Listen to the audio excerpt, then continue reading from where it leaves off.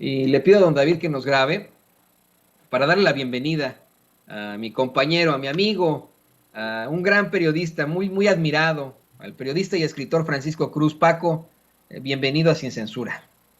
Toño, ¿cómo estás? Buenos días, escuchándote ahí con ese que parece un catálogo de ciencia ficción, ¿verdad? Si no fuera porque es tan real, hasta sería como de risa, ¿no? Sí, Pero mira, así, el caso de Alejandro Moreno Cárdenas, Alito, pues es la escuela de Carlos Salinas de Gortari, la escuela de Carlos Jan González, la escuela de Enrique Peña Nieto. ¿Recuerdas cómo, por ejemplo, en 1994, Carlos Salinas de Gortari reunió a los mayores empresarios de este país para pedirles que, que colaboraran, cada uno, la cuota era de 100 millones por cabeza, para la campaña de Luis Donaldo Colosio Murrieta. Finalmente, la historia registra el magnicidio que lleva mucho a la oficina de Carlos Salinas de Gortari, pero mira, ese era el pase de charola, y luego recuerda, hasta antes en 88, Carlos Jan González reunió a los principales empresarios de esa época en una casa en Lomas de Virreyes para hacerles también el pase de charola, el pase de cuota. Entonces, así ha funcionado el PRI históricamente, Toño. Históricamente es así. Y el PAN, cuando llega, hace lo mismo, el pase de charola. Así que ahora Lito lo agarran con los dedos entre las manos y se quiere sentir perseguido. Pero mira cómo son los delincuentes, como los agarras con los dedos entre las puertas. Cuando los machucas, se defienden con los dientes, ¿verdad? Son cínicos y van a negar todo, pero es una escuela, solo hay que verlo en retrospectiva. Es una escuela priista que se impuso en 1942. Los empresarios fueron los grandes protectores de los regímenes priistas, claro, apoyados por el ejército mexicano, pero ellos fueron los grandes protectores de los regímenes del PRI y lo adoptaron y se adaptaron muy bien. Y la corrupción de los periodistas, bueno, tú sabes, el silencio se vende bien. no, Y y hablar bien sabes, cuesta bien. Platicaba la semana pasada que no es un mito, no es un mito el chayo, el soborno, el embute, como le quieran llamar, sobre, este, es bien fundamentado. Mira, yo recuerdo en las giras presidenciales no solo daba el jefe de prensa de la presidencia, los jefes de prensa de los gobernadores, los directores de las empresas, cada uno daba para corromper a la prensa. El silencio y las palabras siempre se han vendido. Y los periodistas en este país, Toño, los periodistas tradicionales o de la prensa tradicional, se han dejado seducir. Hay que ver qué periodistas de esos grandes que dicen, o comunicadores, que, ¿cuál de ellos es pobre? Todos son millonarios. ¿Sí? Son millonarios. Entonces es una escuela y estaba escuchándote, discúlpame, Toño, para entrar al tema sí, que no, había preparado para hoy. al contrario, a mí me gusta mucho hablar contigo de estos temas. Podemos definitivamente empezar con eso, Paco. Lo mencionas perfectamente, parece de ciencia ficción. Parece de ciencia ficción que tengamos a un personaje político con tanto poder exhibido en las redes sociales por una serie de situaciones terribles, desde la extorsión hasta la amenaza, hasta hablar de homicidios y etcétera, y que no enfrente las consecuencias. Es de historieta. Es como si estuviéramos viendo a un personaje de los cómics, un supervillano de los cómics que no pueden agarrar, así de sencillo, ¿no? Y que se pasa siempre a la justicia por el arco del triunfo. Y le voy a pedir a don David que nos grabe precisamente para hablar del papel de los medios de comunicación. Tú eres una leyenda en el periodismo, en el gremio desde hace mucho tiempo, te has enfrentado a una serie también de amenazas, de situaciones terribles y has hecho grandes investigaciones que han aportado muchísimo para la democracia en México. Pero sí quiero insistir en eso. Hoy se exhibe a Lito Moreno por una serie de audios en los que habla precisamente del homicidio, habla, y disculparás tú el léxico, lo estoy citando, de darle verguizas salvajes a quienes se pasen de lanza con ellos, con el PRI, pero que, bueno, pues ahora ya la tendencia no es el homicidio, sino simple y sencillamente matarlos de hambre, quitarles el chayote. Por favor, amplíanos un poco más de lo que nos estabas platicando precisamente sobre cómo actuaban y actúan hoy en día muchos de esos periodistas que están encumbrados en los nichos de los medios de comunicación tradicionales. Mira, Toño, en realidad la escuela de corrupción a los periodistas la podemos seguir hasta el general Lázaro Cárdenas, ¿eh?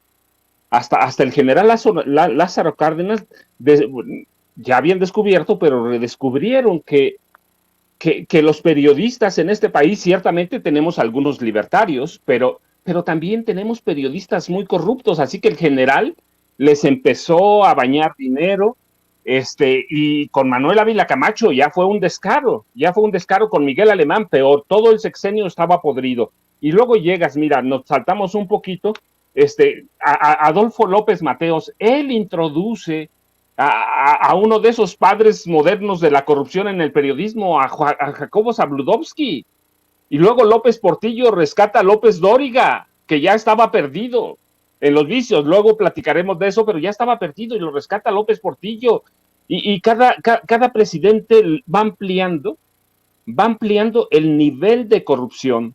Y mira, hay muchos periodistas tradicionales que dicen, no, pues yo no he recibido, no, pero reciben sus esposas, y es el caso de Loret de Mola, que mira, ese es un caso todavía igual de perverso, porque cuando estaba en Televisa claramente trabajaba para el PRI.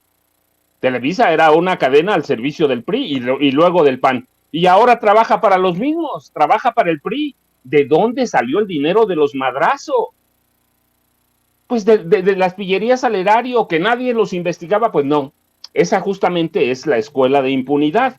Entonces, siempre han recibido, Toño, ciertamente no todos, pero son contadas las excepciones de los periodistas que no se corrompen, ¿sí? Tienes el caso, por ejemplo, bueno, el nacimiento de Proceso se da por parte de eso, ¿sí? El nacimiento de Proceso, el nacimiento del viejo 1+1, y luego el nacimiento de La Jornada.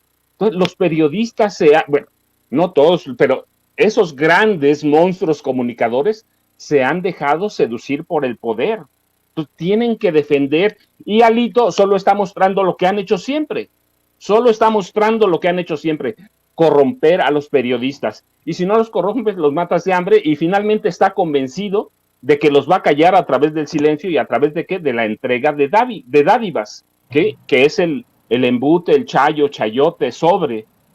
Mira, había casos de periodistas viejos que iban a cobrar a las dependencias, no esperaban que se los llevaran, estaban en las nóminas de las dependencias, en la Lotería Nacional, en Pemex, en Ferrocarriles.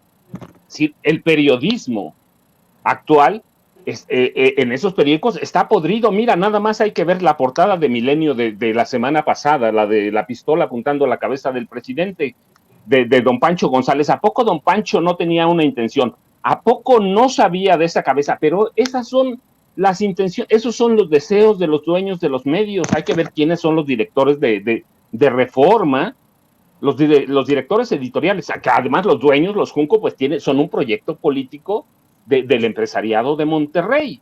Entonces, la prensa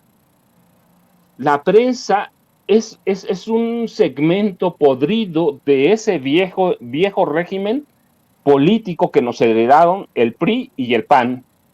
Y salir de eso es complicadísimo, porque mira, por eso están tan enojados también esos periodistas tradicionales, porque hoy tienen competencia, ¿sí? Que están en las redes sociales. El presidente Andrés Manuel López Obrador no lo dice en balde cuando habla, Toño, no lo dice en balde, benditas redes sociales, porque en las elecciones federales de 2018 jugaron un papel fundamental para el cambio, que Lina nada tuvo que ver, ¿no? Se tuvo que vencer ante los 30 millones de votos, pero esos periodistas están enojados por eso, y por eso se defienden entre ellos, están acostumbrados a actuar en pandilla, Toño. Definitivamente, y ahorita, mira, ¿sabes qué? No dice nada. Yo prefiero siempre ser un periodista muerto de hambre, pero un periodista, al fin y al cabo. Fíjate que eso lo comparto mucho siempre con la audiencia. en esa oportunidad que tuve yo de estar en la conferencia de prensa mañanera, luego de que yo le hiciera estos planteamientos al presidente López Obrador sobre lo incorrecto, inmoral, antiético de la publicidad oficial, en la sala de prensa, Paco, no voy a decir su nombre, no voy a también afectarle, pero un corresponsal comenzó a burlarse de nosotros y nos llamó franciscanos, periodistas muertos de hambre, y nos dijo, yo sí quiero mi chayote, no sé qué, ustedes son unos pendejos, y nos dijo, ¿no? Imagínate, ¿no? Estábamos Celsin Juárez, Rafa Herrera, empezando pues a redactar las notas del programa siguiente, y tómala, ¿no? Que nos empieza a decir esto. Yo lo único que le dije, bueno, pues es que el chiste se cuenta solo, usted siga con sus chayotes, ¿no? O sea, a nosotros déjenos trabajar y mucha honra ser periodistas muertos de hambre, que mejor, ¿no? Pero periodistas, al fin y al cabo, y esto yo es lo que le insisto, y te insisto a ti, le insisto a todos, que tiene que terminar ya, que México solamente alcanzará niveles de desarrollo cuando tengamos una prensa verdaderamente libre e independiente, como ocurrió con los países escandinavos después de la Segunda Guerra Mundial, donde también había mucha corrupción, ¿eh? No se crea que siempre fueron chingones en Noruega, en Dinamarca y etcétera, no, aquí en Estados Unidos durante siglos tuvimos inmigración de suecos, de daneses, de noruegos que tenían muy pocas oportunidades en sus países y ellos, después de la Segunda Guerra Mundial, después de la corrupción, decidieron establecer verdaderos modelos de comunicación independientes y con eso una verdadera democracia y un país completamente desarrollado. Sí se puede, ¿eh? Yo creo que sí se puede, pero bueno. Y le pido, Paco, a don David que nos grabe porque el tema que traes hoy es extremadamente escabroso. Hoy nos vas a hablar de lo muy, híjole, controvertido y hasta hipócrita que resulta el muy canalla de Ricardo Anaya al plantear que los narcos no habían actuado con tal vileza, no habían actuado con tanta maldad, no fueron tan salvajes en otros sexenios, que es hasta ahora que actúan de esta forma, luego de que habló de un video en el que pues torturan de forma terrible a una persona y la ejecutan. Me parece que pues tú nos vas a dar datos de cómo es que en efecto en sexenios pasados había cosas mucho peores, ¿no?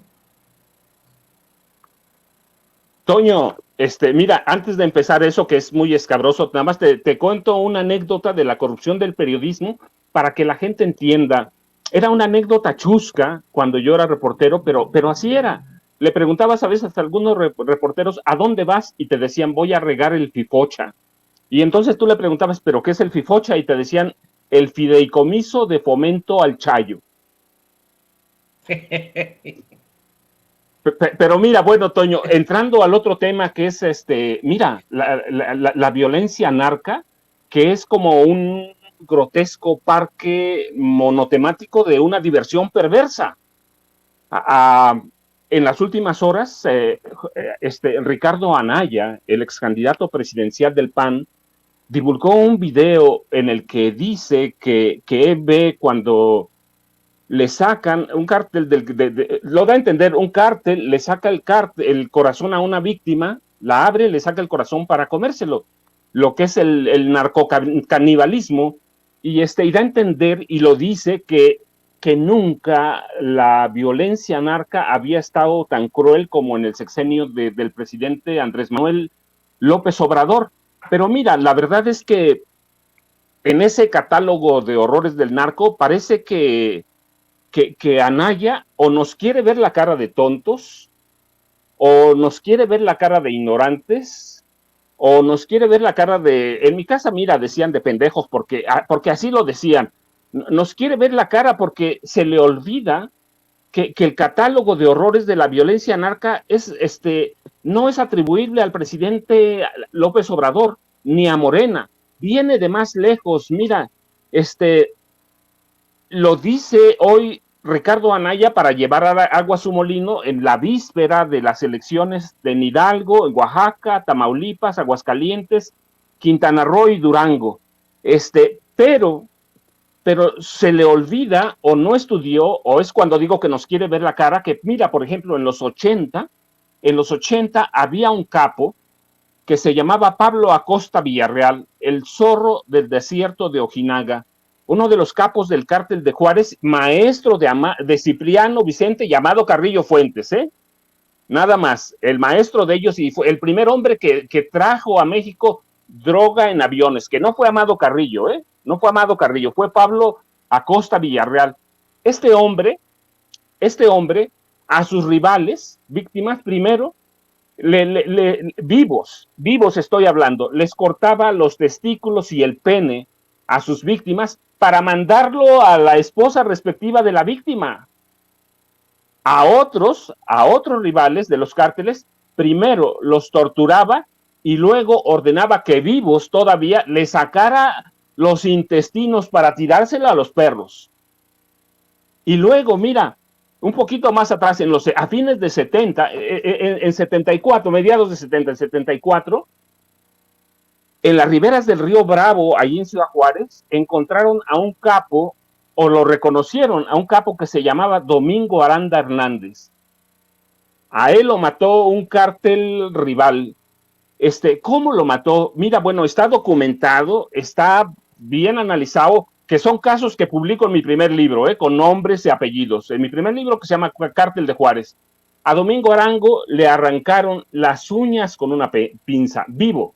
Le arrancaron las uñas vivo. Y luego lo quemaron poquito a poco, pedazo a pedazo, en carne viva, y vivo él, ¿sí? Con un soplete. A Domingo Aranda Hernández, en 1900, el 3 o 4 de enero de 1974 lo encontraron en las riberas del río Bravo.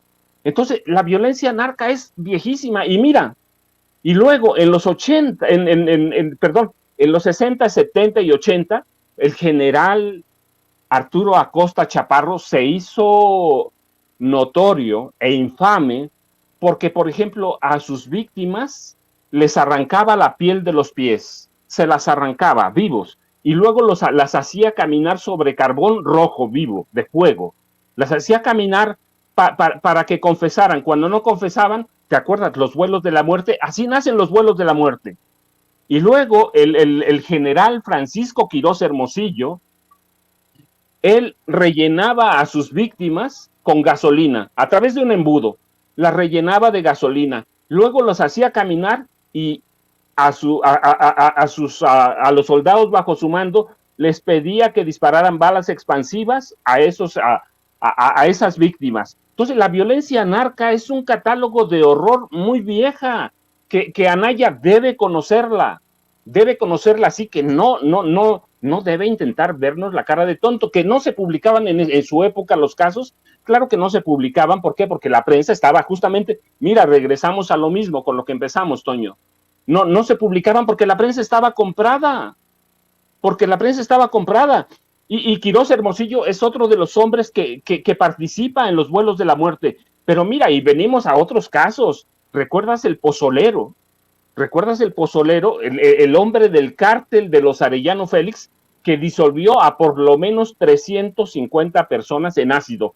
Se supone que la mayoría eran cadáveres ya, pero hay evidencia de que a muchos los disolvió vivos, Y recuerdas, en el sexenio de Calderón, y en el de Fox empiezan, y en el de Calderón, ¿sí? Las decapitaciones eran al rojo vivo todos los días, un día sí y otro también. Mira, yo recuerdo mucho en Acapulco en 2005, se las iban a enterrar en los barrotes de herrería de las dependencias de gobierno. ¿Con la anuencia de quién? Con la anuencia de Genaro García Luna, que era primero en el sexenio de Fox el titular de la Agencia Federal de Investigaciones, y luego con Calderón el secretario de Seguridad. Él les dio manga ancha para todo eso. Él era parte de los capos del crimen organizado que llevó un cártel a la presidencia de la República. ¿Lo sabía Calderón? Claro que lo sabía, mira, pero es la misma escuela de Anaya. Nos quieren ver la cara de tontos. A Anaya se le olvidó decirnos que, mira, por lo menos en el sexenio de Felipe Calderón, por lo menos se crearon 80 nuevos cárteles del narcotráfico y lavaron 3 billones de pesos. Sí, nos quiere ver la cara, no sé por qué, pero la intención claramente es política, pero se le olvida que es muy grotesca la violencia narca desde los 70. Es grotesca. ¿Por qué? Porque así la auspiciaba el PRI, así la auspiciaban desde la Dirección Federal de Seguridad, que era la policía política del régimen. Sí, que cambia hasta que viene Salinas y luego se crea el CISEN. Pero recuerda, la Dirección Federal de Seguridad era una escuela de capos del narcotráfico. Entonces, Toño, que no nos venga a ver a Naya la cara de tontos, que no nos diga que hoy que ese sacrificio del corazón es nuevo y es de lo más salvaje. ¿Por qué? Porque el narcocanibalismo se puede documentar al sexenio de Calderón y luego en 2015, 2016 y 2017 el narcocanibalismo se asienta en el gobierno de Enrique Peña Nieto. Son ritos de iniciación. Híjole, esto está extremadamente fuerte. Ritos de iniciación que me recuerda mucho a dictaduras en África, a precisamente el genocidio en Ruanda. Es algo terrible. Y tienes toda la razón, son palabras infames, constantes de Ricardo Anaya. Un Ricardo Anaya que solamente lo tenemos como un oportunista, tratando precisamente de vernos la cara de pendejos a todos los que puede. Pero mira, yo estoy convencido de eso, incluso en las esferas del poder, incluso entre pues muchas personas de la clase media alta y la clase alta, ya lo ven como un tipo deleznable y ni esto se comen de él. Pero, híjole, han sido días muy difíciles, Paco, muy, muy difíciles para la humanidad, en mi opinión. Hemos tratado temas terribles y pues la gente tiene muchas preguntas. ¿Por qué no nos concluyes hablándonos de tu libro? ¿Cómo la gente puede ponerse en contacto contigo en tus redes sociales? Porque bueno, pues sé que tú vas a estar documentando mucho de esto también en tu próximo libro, ¿no es así? Sí, sí, Toño, mira, los primeros casos, los de Domingo Aranda, el de Pablo Acosta Villarreal, son casos que documenté en mi primer libro, en Cártel de Juárez, documentaditos, nombres, apellidos y fechas. Y los nuevos que te platico, van a aparecer, yo espero que en mi libro en el próximo octubre, pero cómo se ha dado en parte, la violencia narca a niveles superlativos, cómo se ha convertido para los capos una diversión perversa y cómo la toleró Felipe Calderón, cómo la toleró Margarita Zavala, porque ellos sabían. ¿Cómo la toleraron ellos? ¿Por qué? Pues porque tenían ganancias. ¿A través de quién? De Genaro García Luna, porque Genaro García Luna los llevó a la presidencia. Entonces ya sabes, Toño, estoy ahí y estoy en mi página Facebook, Francisco Cruz Jiménez y @Paco Cruz Jiménez en Twitter. Y Toño, ya sabes que mi solidaridad contigo, con Vicente, con todos, mira, porque las amenazas para ustedes han sido para todos. Y yo ya viví ese tramo y sé que es complicadísimo y solo con la solidaridad de los compañeros, solo actuando en grupo y solo denunciando es como vamos a vencer esto, Toño. Te lo agradezco, Paco, especialmente viniendo de ti. En línea está también con nosotros Ricardo Sevilla, quien también ha sido amenazado. Estoy seguro que también está con esta, pues pensando en esta comunión que tenemos muchos compañeros periodistas. Te lo agradezco. Tú has sido, lo hemos documentado una y otra vez, amenazado históricamente por tus investigaciones. Y pues hoy no nos queda más que decir, punto número uno, estamos orgullosos de ser periodistas muertos de hambre, pero ser periodistas, y que seguiremos luchando por la verdad con justicia como lo has hecho tú, que seguiremos luchando por por ese espíritu crítico de las audiencias como lo has hecho tú. Así que pues te agradezco, amigo, y estamos muy en contacto. Toño, un abrazo y nos saludamos la próxima semana o como dice Vicente, mira, o antes, si sucede algo importante, que en este país siempre van a suceder cosas. Saludos, gracias. Sí lo amerita la noticia, exactamente. Saludos al querido Paco Cruz, escritor, periodista, aquí en Sin Censura.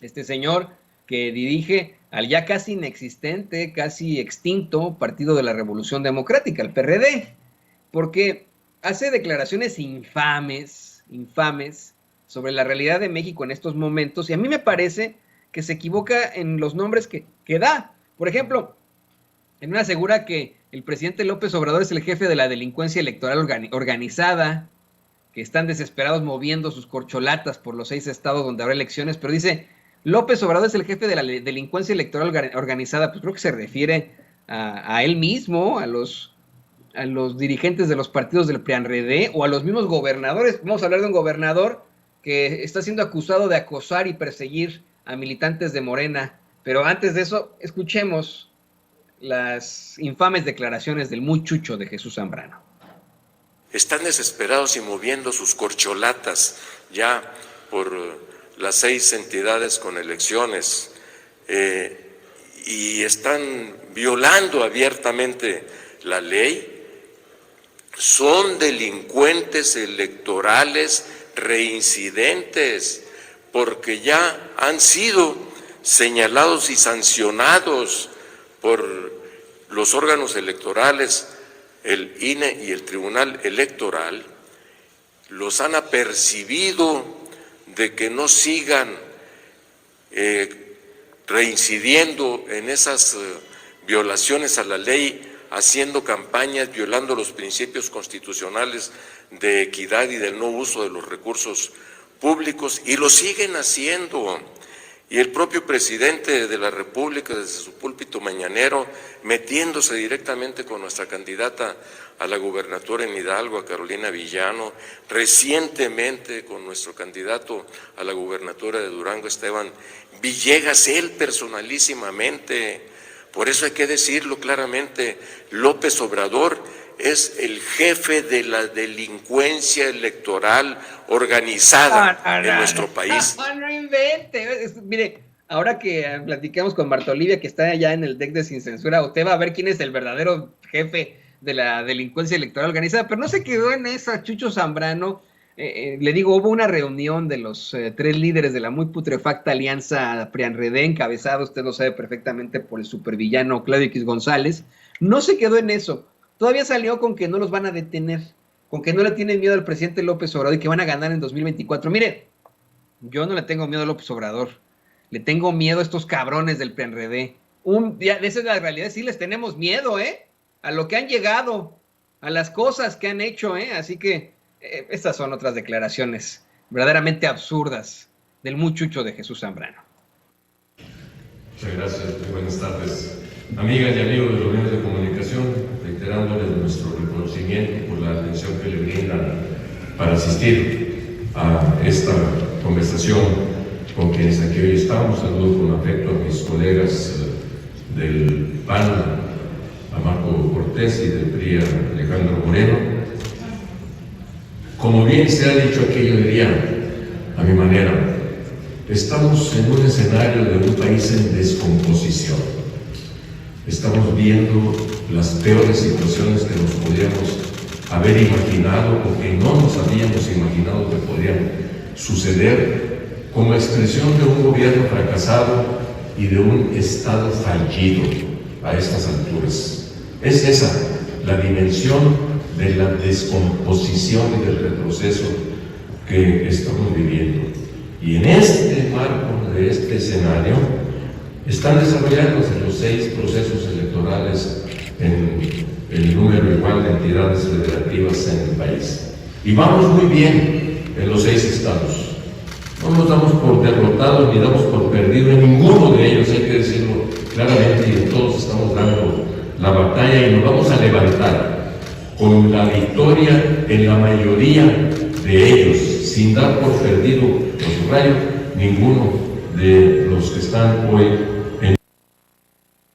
Ya lo tiene usted, me pone en el chat, el burro hablando de orejas, así es.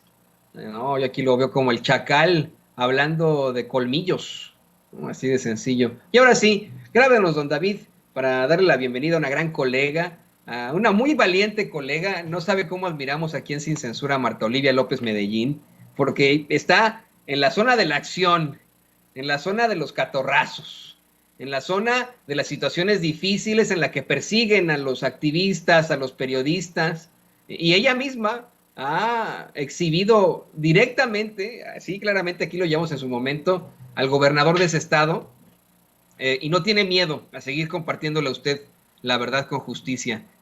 Un saludo y todo nuestro cariño, querida Marta Olivia, bienvenida a Sin Censura. ¿Qué tal, Toño? Pues muy buen día, es un gusto saludarlos y estar con ustedes pues en este momento complicado de Tamaulipas, que parece que ya lleva bastantes meses, ya un año de desafuero y siguen las irregularidades por acá. Lo que sí ya tenemos la certeza es que el próximo miércoles la Suprema Corte de Justicia de la Nación por fin va a determinar o va a presentar su resolución acerca del desafuero de Francisco García Cabeza de Vaca, Francisco N., las carpetas judiciales. ¿Por qué no empezamos con eso antes de que vayamos a la parte de la persecución y la forma en la que el INE está favoreciendo precisamente al gobernador panista de Tamaulipas, querida Marta Olivia? ¿Por qué no nos hablas un poco más de esta determinación tan esperada por la gente de Tamaulipas? Estamos hablando de situaciones verdaderamente lamentables, de las que, bueno, pues fue partícipe en cuanto a acusaciones el gobernador de Tamaulipas, Francisco García Cabeza de Vaca. Aún permanecen esas acusaciones formales en la Fiscalía General por defraudación fiscal, por delincuencia organizada, por operaciones con recursos de procedencia ilícita, pero ya nadie habla de esto en los medios de comunicación tradicionales. Y, como bien lo mencionas, el próximo miércoles la Suprema Corte de Justicia de la Nación tendrá que determinar cuál es el futuro del señor Cabeza de Vaca, del gobernador Cabeza de Vaca, ahora que, bueno, pues fue blindado por la pasada legislatura de Tamaulipas, una legislatura de mayoría panista, pero con el apoyo también de morenistas en esa misma legislatura. ¿Por qué no nos sabes un poco más de esto, Marta Olivia? Claro que sí. Ayer precisamente la Suprema Corte difundió que el próximo día 1 de junio pues va a tratar 32 asuntos. El cuarto y el quinto asunto son controversias constitucionales. La primera es del Congreso del Estado de Tamaulipas, demandando a la Cámara de Diputados del Congreso de la Unión. ¿Qué reclama? Pues este dictamen de procedimiento de declaración de desafuero iniciado contra Francisco García Cabeza de Vaca. Posteriormente va el asunto número 5, es otra controversia constitucional, la 70-2021, y esta refiere a la solicitud de orden de aprehensión de Francisco García Cabeza de Vaca, y ahí la demandada es la Fiscalía General de la República. Así que, pues, ha estado pues en el centro de la polémica esta determinación, porque, pues hay que decirlo en esta red de entramado que tiene Francisco García Cabeza de Vaca desde Palacio Nacional. Ha trascendido que Julio Scherer Ibarra pues era quien le proveía información a Francisco García para que pues él no tuviera información privilegiada. Es la red de complicidad. Y explico brevemente, Julio Scherer le proveía información a Francisco N. y él fue quien le sugirió que Alonso Aguilar Sincer pues se separara de su defensa y nombrara en su caso a Diego Ruiz Durán. Y bueno, Diego Ruiz Durán trabaja en consultores legales con un abogado, muy cercanamente con un abogado que se llama Daniel Carrancá. Y él es sobrino del ministro de la Suprema Corte de Justicia, Juan Luis González Alcántara Carrancá, quien va a determinar o quien va a presentar ya esta determinación el próximo miércoles, para que nos demos una idea del entramado, de la complicidad y de todo lo que hay detrás de este asunto. Sabremos hoy, en estos momentos, de hecho, el Senado de la República, qué lamentable, una rueda de prensa está dando en estos momentos, tiene 34 espectadores esta rueda de prensa en el Senado de la República, donde había anunciado Francisco García Cabeza de Vaca que iba a estar ahí, que iba a estar presente y que pues iba a denunciar a Américo Villarreal Anaya, candidato de Morena, PT y Verde a la gubernatura de Tamaulipas.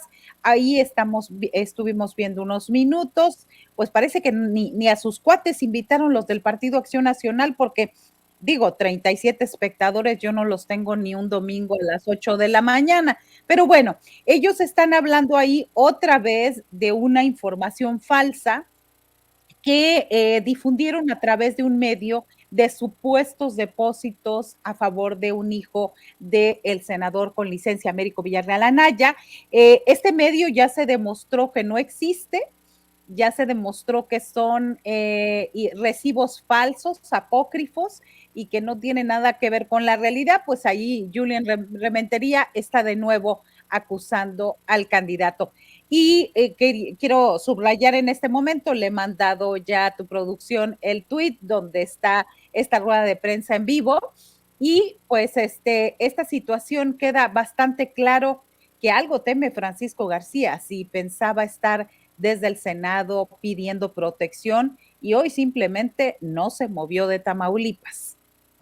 Vamos a entrarle más de lleno a esta situación, querida Marta Olivia. En efecto, en días pasados se dio a conocer cómo es que el INE le exigió también a Morena retirar un spot en el que exhibieron pues una serie de persecuciones, de acosos por parte del gobierno del gobernador panista, disculpe usted, le ofrezco disculpas al público consentidor de Tamaulipas, Francisco García Cabeza de Vaca, y bueno, pues se habló de cómo es que les estaba dando la razón. Ahora tú nos hablas de lo que podría estar ya pensando que podría pasar en su futuro, en el futuro del gobernador, como es sabido por todos, cuando comenzaron las acusaciones, cuando comenzó esta situación del desafuero, el gobernador se fue a Estados Unidos y dejamos de saber de él, dejó la administración así nomás, y cuando supo que ya lo habían blindado, que todo estaba bien en su estado, regresó sin ningún problema, y te lo encontraste tú, de hecho, en un restaurante, si no me equivoco, Marta Olivia. Así es, eso fue el 14 de mayo del año pasado, después de 3 semanas donde estuvo engañando a los tamaulipecos diciendo que estaba pues ahí en Casa de Gobierno, luego que en Palacio Nacional, días antes vino Marco Cortés. Bueno, esos videos de Marco Cortés ya son épicos, ¿verdad? Pero en ese momento le preguntábamos que dónde estaba, a pesar de que era domingo y podía hacer proselitismo ese día, y no aparecía, nadie sabía dónde estaba Francisco García Cabeza de Vaca, nadie sabe dónde estuvo, pero después de 3 semanas con información privilegiada, cuando ya le decimos en el medio, pues ya le dieron el pitazo de que ya podía salir con un amparo en mano, fue de esa manera que volvió a reaparecer en público después de casi un mes de ausencia. Y precisamente volviendo con este tema del INE, el INE en Tamaulipas ha sido bastante claro cuáles son sus preferencias, más que un órgano electoral imparcial que pretende ser imparcial o se pretendía.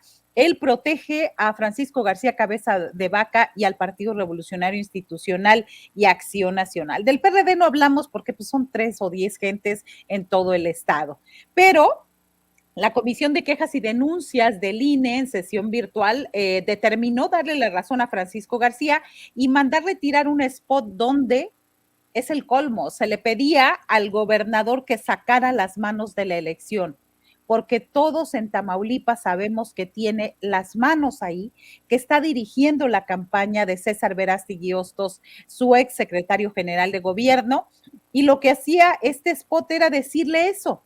Que sacara las manos. ¿Y qué es lo que dijo el INE? Que el video tenía intimidación, abuso de autoridad y amenazas. Y como estaba ese configurado en el Código Penal para el Estado de Tamaulipas, pues que le pedían a Morena que retirara. Entonces, esta fue la situación. Este proyecto fue aprobado por unanimidad por Claudia Zavala, Ciro Murayama y Adriana Favela, presidenta de la Comisión de Quejas y Denuncias.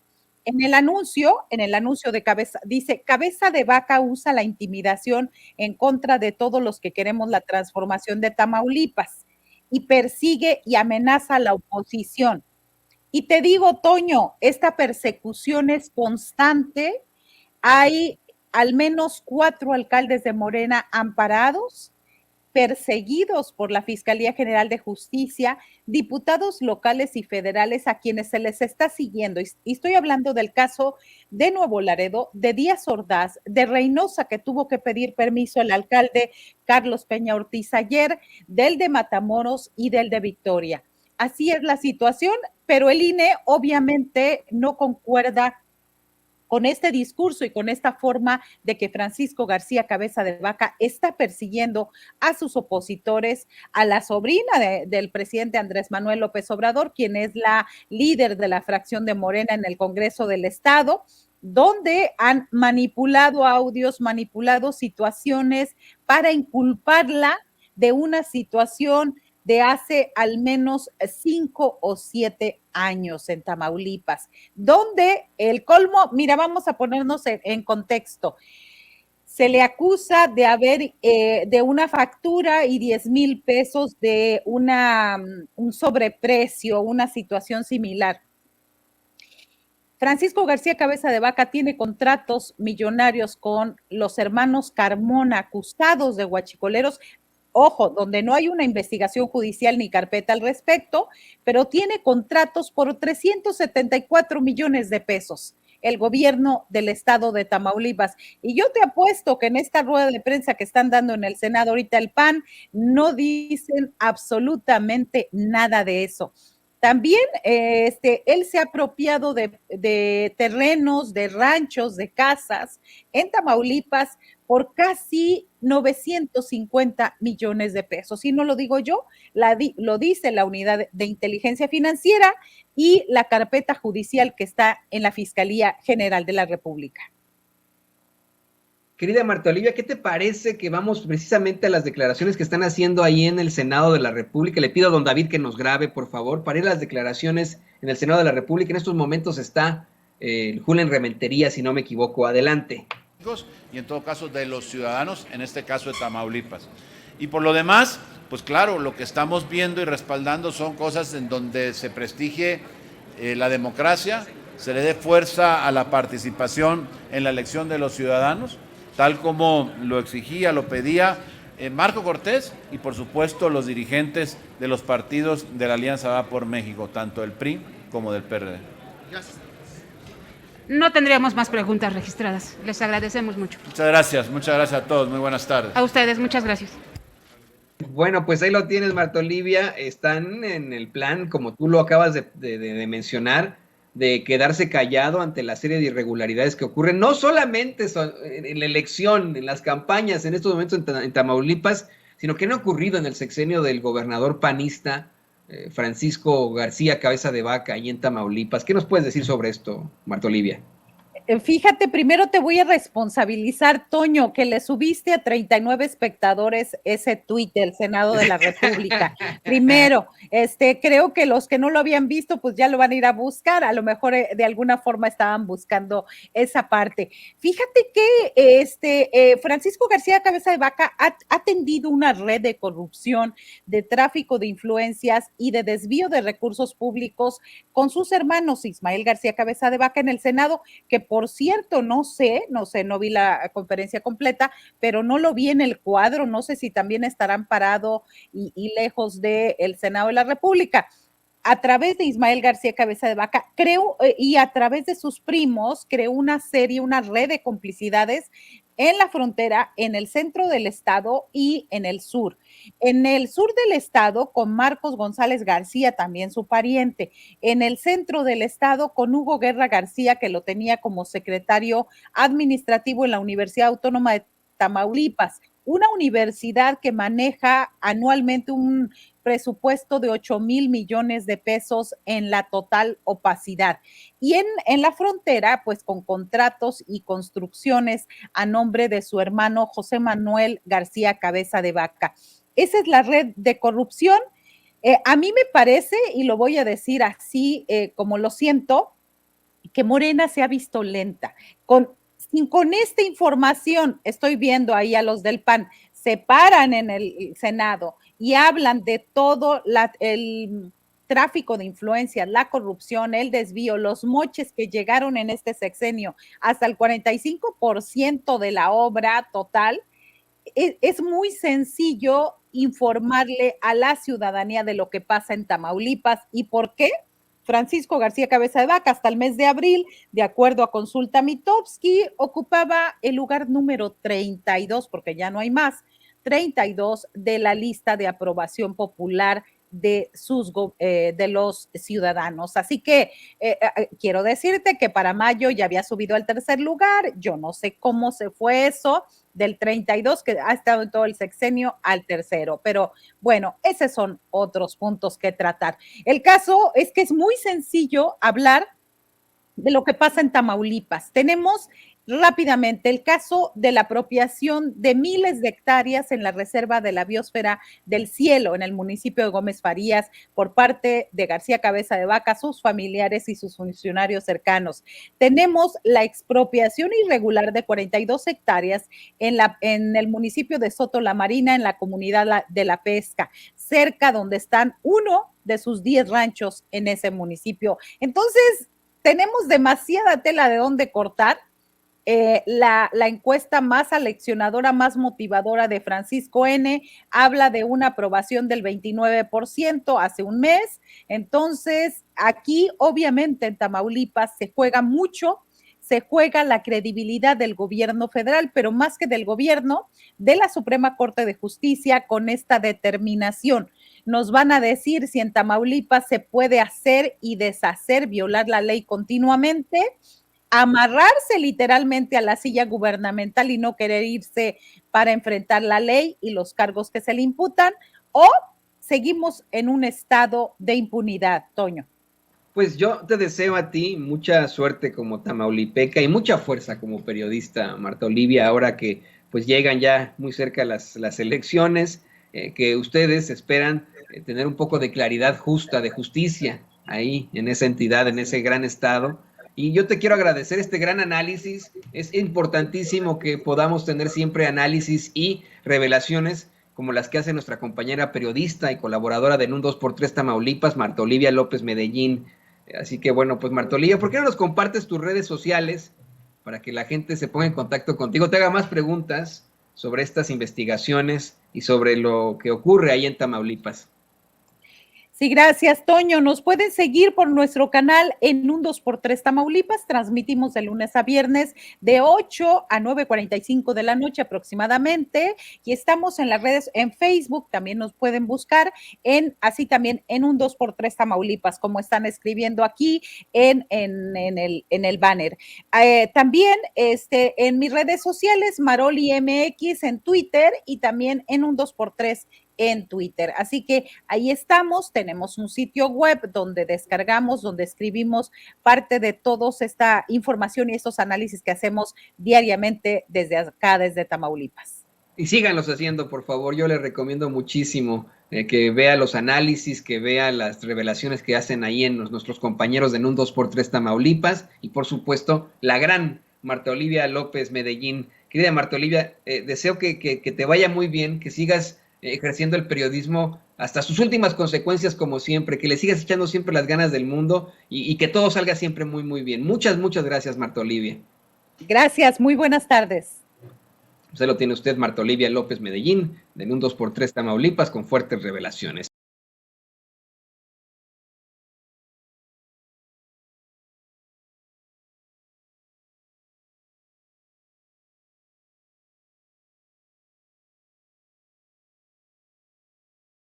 Para cerrar con broche de oro, tenemos en estos momentos a Luis Guillermo Hernández. Para hablarnos de un par de cosas, quisiera yo comenzar con las declaraciones de Alito, pero bueno, te saludo con mucho gusto, Luis Guillermo. ¿Cómo te va? ¿Qué tal, Toño? Muy buenas tardes también a la audiencia de Sin Censura. Pues aquí estamos ya intentando explicar este caótico miércoles aquí en México, mi querido Toño.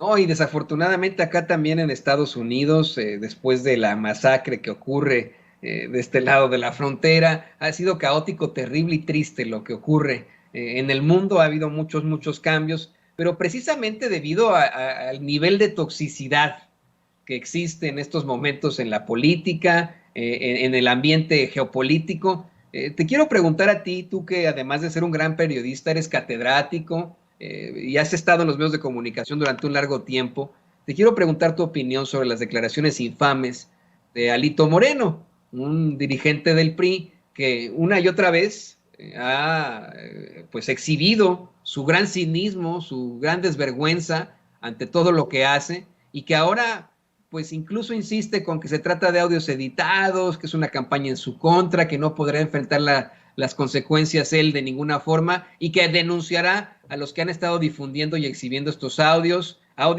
en los que se exhibe precisamente sus extorsiones terribles, presuntas extorsiones, hay que decirlo con todas sus letras, sus burlas y ahora hasta amenazas a periodistas, amenazas en las que habla de cómo es que al que se pase de lanza, lo tengo que citar, le dan una vergüenza salvaje y que a los periodistas no se les debe matar con balas, sino matar de hambre. Danos tu opinión, por favor, Luis Guillermo. Creo, mi querido Toño, que el dirigente del PRI no hace sino reflejar lo que opinan pues prácticamente todos los políticos de su partido respecto de los periodistas y las periodistas, un pensamiento que ha permeado durante décadas en esa institución política y una de las causas por las que yo repudio tanto al priismo, mi querido Toño. Para ellos la prensa es menos que un instrumento, es menos que una mascota, menos que seres humanos haciendo un trabajo profesional. Y toda esta expresión verbal en realidad es una manifestación de lo que en los hechos es y ha sido el absoluto sometimiento, el desprecio, el repudio, el desdén por la libertad de expresión, por la libertad de información y por el ejercicio del periodismo profesional en nuestro país. El priismo, tenemos que recordarlo siempre, Toño, el priismo fue el causante directo, total y único de que nuestro país tenga hoy un periodismo absolutamente mediocre, absolutamente sometido y arrodillado, porque por más de 70 años lo controló, lo dominó a golpe de billete, como dice este ser despreciable, pero también a golpe de autoridad. El priismo provocó una prensa dócil, una prensa humillada, una prensa poco profesional y sin ninguna ética. El hecho, mi querido Toño, de que los medios de comunicación tradicionales no se indignen hoy con esas manifestaciones públicas tan repudiables del tal Alito Moreno, son única y exclusivamente porque no quieren perder el poco dinero que todavía pueden rascarle a las arcas públicas a través de los partidos políticos como el PRI. Es una vergüenza, pero también es un hecho, mi querido Toño. En México no hay prensa libre, en México no hay prensa crítica, en México no hay prensa que sea independiente de los recursos públicos, y el hecho de que nadie se indigne, de que nuestros colegas de la prensa tradicional, de la prensa institucional, no salgan a repudiar estas manifestaciones o salgan a repudiarlas a medias tintas, como escuchaba hace unos momentos que comentabas de Carlos Loret, pues en realidad es el no perder la fuente de ingresos que tienen, y me parece lamentable, me parece repudiable, pero sobre todo es importante que la gente lo sepa. Alito Moreno, al igual que casi todos los políticos de la oposición, desprecian a la prensa libre porque la controlan, porque la someten y porque la manipulan siempre a su antojo. Y fíjate qué bueno que lo mencionas, le pido a don David que nos grabe con esto. Hay algo que siempre planteo, en las escuelas de función pública se estudia siempre el modelo escandinavo de desarrollo. Y se plantea siempre, querido Luis Guillermo, que estos países llegaron a esos niveles de desarrollo gracias a una prensa libre, como tú hablas, una prensa que no es dócil, una prensa que no está humillada y una prensa que tiene mucha ética. La gente considera que desde siempre Dinamarca, Noruega, Suecia, han sido países desarrollados, pero no, han sido países expulsores de migrantes a lo largo de la historia del mundo. Aquí en Estados Unidos hemos tenido migraciones de suecos, de daneses y de noruegos desde hace cientos de años, y fue hasta después de la Segunda Guerra Mundial, hasta después de esos gobiernos pues vamos, corruptos que enfrentaron después de la Segunda Guerra Mundial, que empezaron a establecer una prensa verdaderamente libre e independiente, y eso, a su vez, establece procesos y sistemas democráticos que aspiran a fuertes situaciones en pro del pueblo. Hoy vemos esos países que no son comunistas, ¿no? Son completamente capitalistas, pero que tienen ciertos sistemas socialistas. Su educación es completamente socialista, su salud es completamente socialista, ¿no? Entonces, se puede hablar, sí, de la justicia social, en definitiva, en una sociedad del futuro, una sociedad desarrollada. Te lo planteo de esta forma, porque ahora que nos hablas de esa prensa dócil y humillada, has estado tuiteando precisamente sobre lo que ocurre en el CIDE, una situación verdaderamente lamentable, de cómo es que los aliados de Claudio X González convirtieron a ese programa de periodismo en el CIDE en una cueva, pues, de neoliberales, y que ahí, pues, se impone el pensamiento único, una única noción de periodismo que, si me lo preguntas a mí, pues no es periodismo, porque el periodista tiene que estar siempre lejos del poder y siempre cerca del pueblo, todo lo distinto a lo que enseñan allá en el CIDE, querido Luis Guillermo.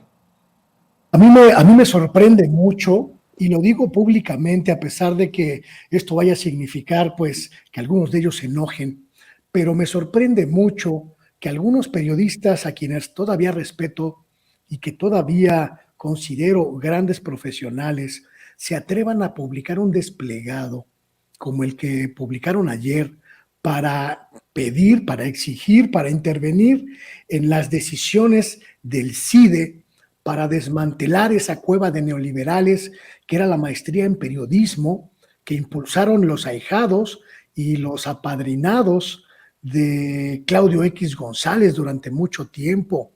Lamento mucho que esta distorsión ideológica de muchos de mis colegas no les permita ver la terrible incongruencia de defender un coto de poder que se estableció en el CIDE con recursos públicos para imponer a los periodistas en el ejercicio profesional una sola visión de las cosas. Este desplegado que cuando tú lo lees no te hace más que confirmar que en esa maestría, en ese lugar, solo había una lógica de pensamiento, el pensamiento del periodismo al servicio del neoliberalismo, y que no había otra visión.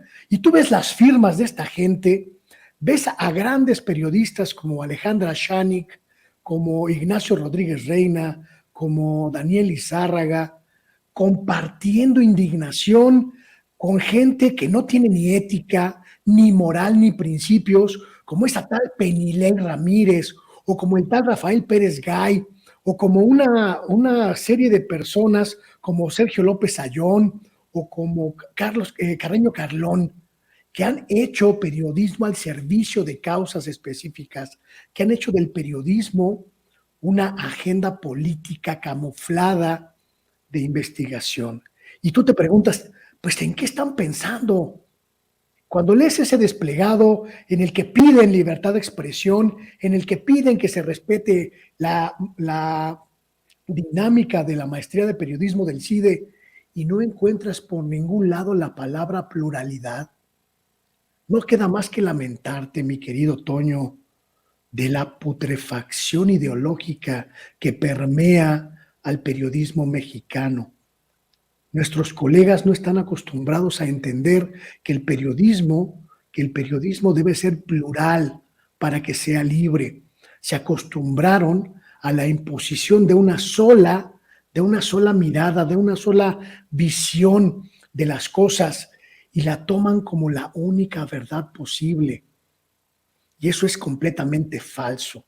En este país, en el periodismo mexicano, en todas las plataformas, en todos los espacios, se impuso una sola visión del mundo. Y eso no es libertad de expresión.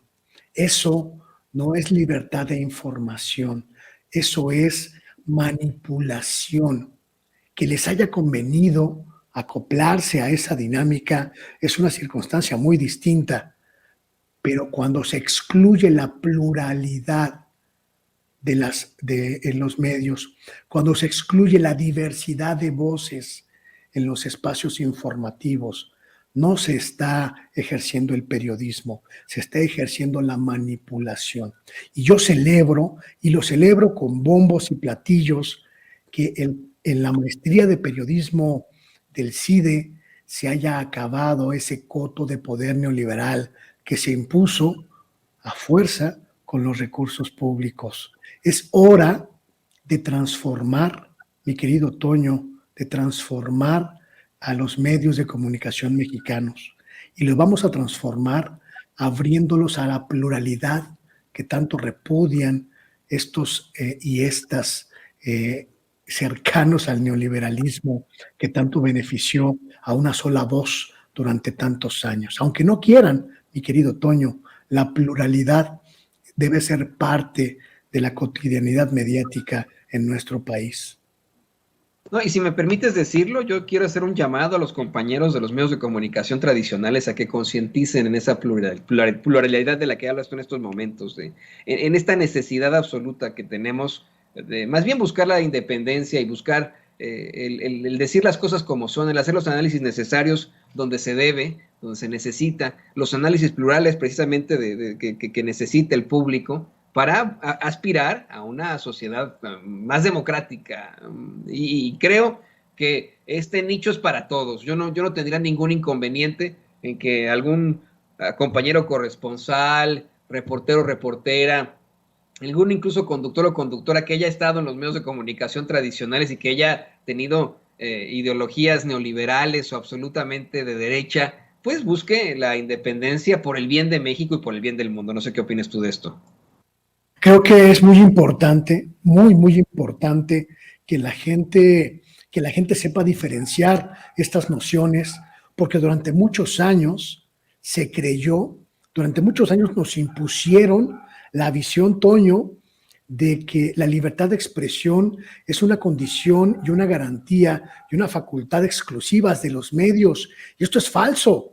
Completamente falso. La libertad de expresión es una garantía de toda la sociedad y la sociedad tiene diversidad de opiniones, tiene pluralidad de pensamientos que no se ven reflejados en los medios de comunicación.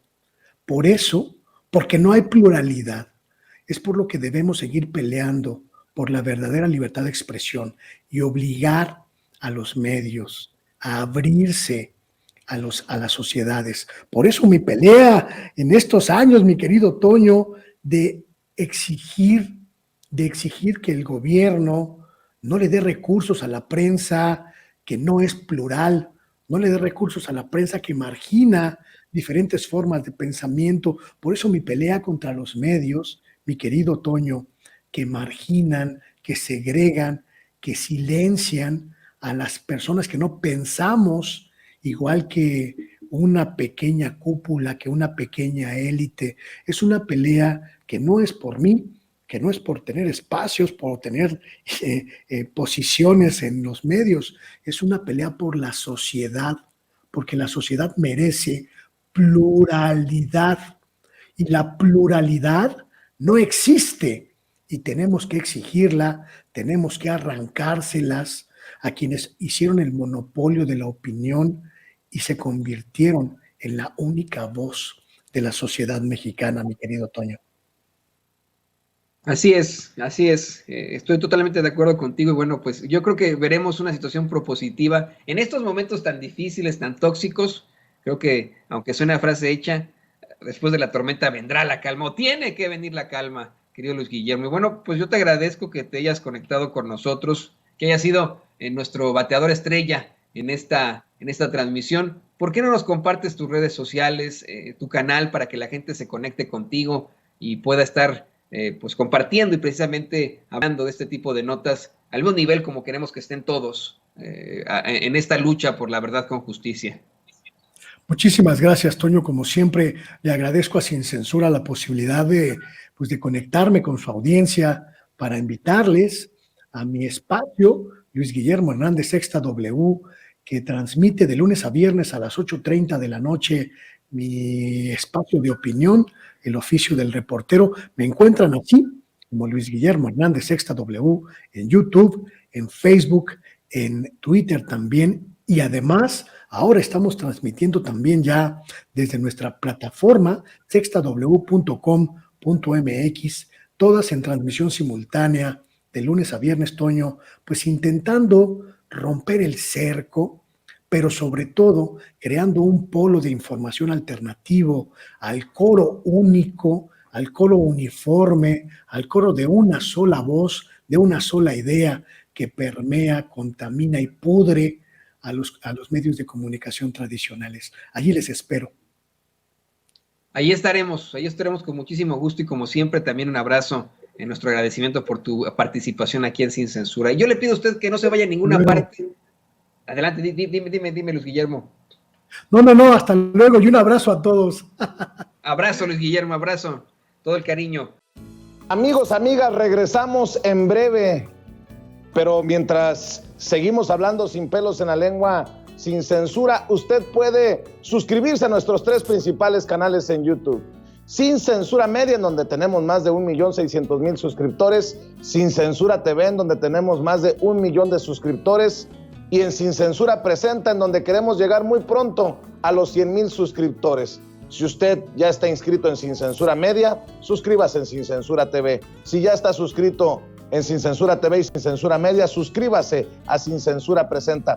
Recuerde que es gratis, no tiene que sacar un solo centavo de su bolsillo para apoyarnos. Dele clic en la campanita para que los señores y señoras de YouTube envíen las notificaciones cuando estemos transmitiendo en vivo y en directo o estemos subiendo videos. También nos puede seguir en Twitter en @_Vicente Serrano y hasta en Instagram. Ojo, también estamos en Instagram. Son nuestras redes sociales y con el apoyo de ustedes seguimos creciendo, porque con ustedes todo, sin ustedes nada.